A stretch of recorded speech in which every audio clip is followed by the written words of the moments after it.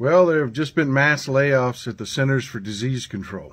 Let's talk about it. Holy cow, folks, the Trump administration has laid off dozens of CDC employees, including career scientists, about 70 disease detectives, as well as a large amount of the staff for the Morbidity and Mortality Weekly Report, or MMWR. That's a publication that helps on a weekly basis give out really important public health information about potentially emerging infectious diseases and trends in the United States. Trump just fired dozens of CDC scientists, while RFK Jr. is literally dismantling vaccine policy. If this feels coordinated, because it probably is. Hey everyone, welcome back to the channel. Before we begin, I want to give a big shout out to all the amazing creators and viewers who keep these stories alive with your comments, shares, and insights. You are the heartbeat of this community. Today's story is one that's sending shockwaves through the nation. A story about leadership, public health, and the fine line between politics and survival. Imagine waking up to the news that over 1,000 CDC workers, the people who stood on the front lines of global health, were suddenly told they no longer had jobs. No warning, no transition plan, just an order that came down as part of a federal reduction in force, or RIF, championed by Russ Vought under Trump's administration. This isn't just another Washington shuffle. This is the kind of decision that hits right at the heart of America's health infrastructure.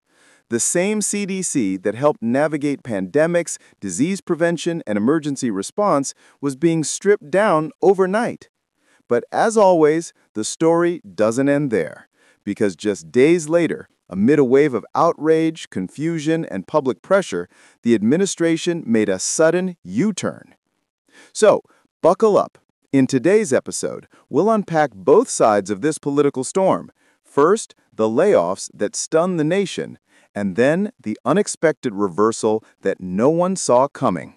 Holy cow, folks, the Trump administration has laid off dozens of CDC employees, including career scientists, about 70 disease detectives, as well as a large amount of the staff for the Morbidity and Mortality Weekly Report, or MMWR. That's a publication that helps on a weekly basis give out really important public health information about potentially emerging infectious diseases and trends in the United States. According to New York Times, a group of HR staff who were furloughed because of the government shutdown had to be brought back in order to give these firing notices. And the Trump administration is using the shutdown as a way to try to fire more people, like what's happening at the CDC. Trump had said that there would be a lot of layoffs during the government shutdown and that they would be Democrat-oriented, but this is not necessarily helpful for the general public when the CDC has already been weakened.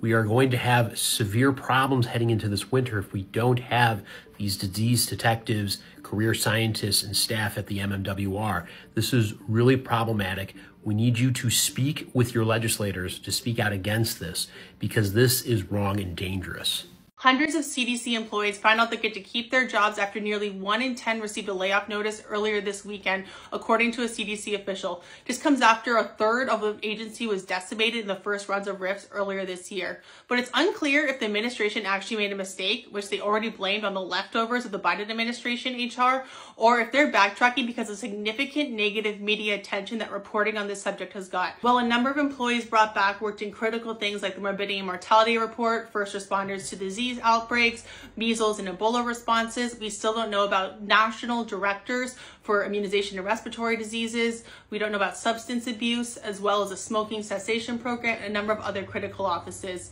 RFK Jr. benefits financially still from vaccine mistrust, and he has been doing nothing but making it worse since he got in office.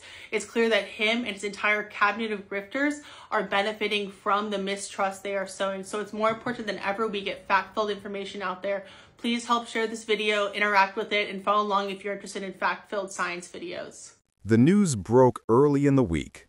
Over 1,000 employees of the Centers for Disease Control and Prevention were being dismissed. The justification? A sweeping cost-cutting initiative under the RIF, Reduction in Force, a plan pushed by Russ Vought, who had served as Trump's budget director. The stated goal was to streamline federal agencies and eliminate what the administration described as bureaucratic excess. But critics saw something else entirely, an attack on the very institutions designed to protect Americans in times of crisis. Health experts, Democrats, and even some conservatives warned that this was reckless.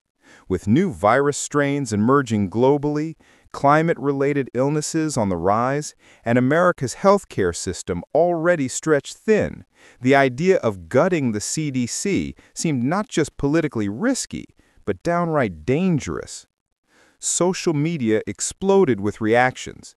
Public health advocates posted messages saying, "You can't fire your first responders in a health emergency." Former CDC officials described the layoffs as demoralizing, while ordinary Americans flooded timelines with one big question: why now? Inside the agency, confusion and heartbreak followed.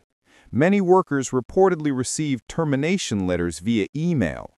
Some had been at the CDC for decades, working through crises like Ebola, Zika, and COVID-19. For them, the RIF wasn't just a job cut. It felt like a dismantling of public trust. They literally just fired the people who stop pandemics before they even happen. The CDC. Yes, our CDC. They just went through mass layoffs.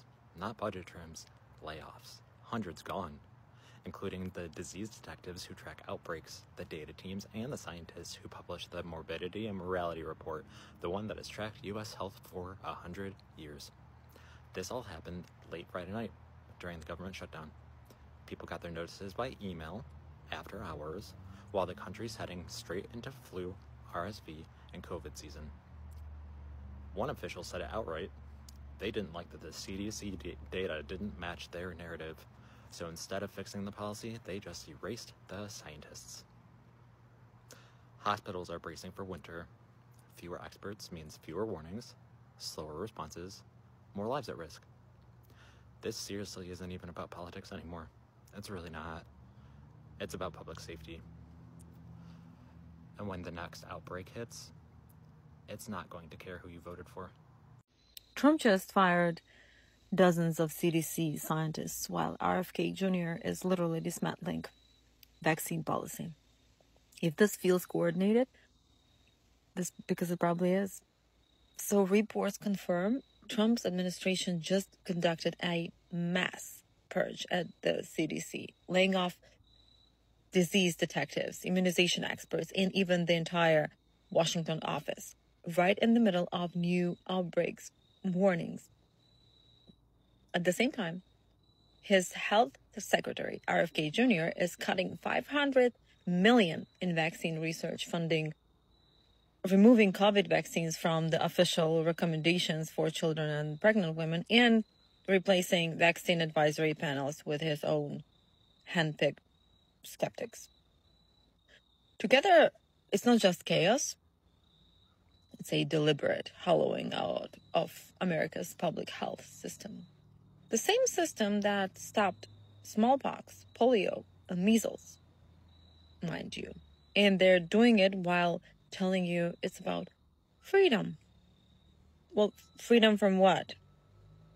Science, medicine, accountability? Then yeah. This is not a reform. It's demolition in disguise. When they say they're draining the swamp, what they really mean is, well, draining the scientists, apparently. What do you think? Well, there have just been mass layoffs at the Centers for Disease Control. Let's talk about it. Disease prevention has been really one of the jewels of America's existence. In all of our history, when they measure our existence as a nation, what we did to forward disease prevention is going to be one of the things that they had pointed to as a good thing. That's over. We're now less prepared for a major disease outbreak than we were before the COVID. Actually, in our modern era, to be quite honest with you, not just going to before COVID. And it's because oligarchs just have had this fanatical belief that government is bad, that they should have control. And they don't know what they're doing. They just don't know what they're destroying. They have a fanatical belief, and they're acting on it. They're acting on it. This is why we used to have such oppressive top-tier tax brackets, was to prevent this kind of power from concentrating. It really was. There was always an understanding that if certain people, a handful of people, ever got as rich and powerful as our oligarchs are, that they would simply start enforcing their will onto our people. They would make our government virtually useless. And that's happened. That's happened. We have a lot of work to do, folks. A lot of work to do. If we are ever going to get back to the nation that our fathers gave us, we have a lot of work to do. Time for squabbling to end. Focus. Elect Democrats. People that understand government is good. That it does things for us that are important. Make it happen. We still have time. Make it happen. Then, almost as suddenly as it started, this story took a turn. After days of mounting backlash from both sides of the political aisle and growing fears about what these layoffs meant for national health security, Trump announced a partial reversal. According to sources close to the administration, the decision came after internal polling showed a significant drop in public confidence. The image of firing disease control workers in a post-pandemic world was simply too damaging to ignore. In a brief statement, Trump said his administration was reassessing the restructuring process and that many of the dedicated workers would be reinstated. Russ Vought defended the initial move, claiming it was about efficiency, not ideology. But the reversal told a different story, one shaped by pressure, optics, and the undeniable power of public outrage. The rehired workers reportedly returned to their positions with mixed feelings. Relief, yes, but also uncertainty about how secure their roles truly were. Many experts say this entire episode underscores a deeper problem, the politicization of America's public health system. This wasn't just about a workforce reduction. It was a tug-of-war between ideology and responsibility, between cutting costs and protecting lives. And once again, the American people had to speak loud enough to make Washington listen.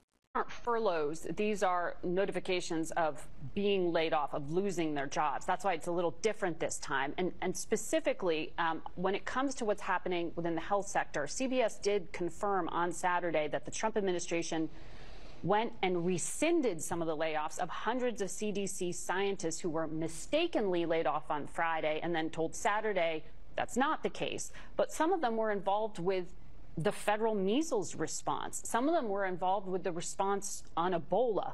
How does a mistake like this happen? Did the White House even talk to the CDC?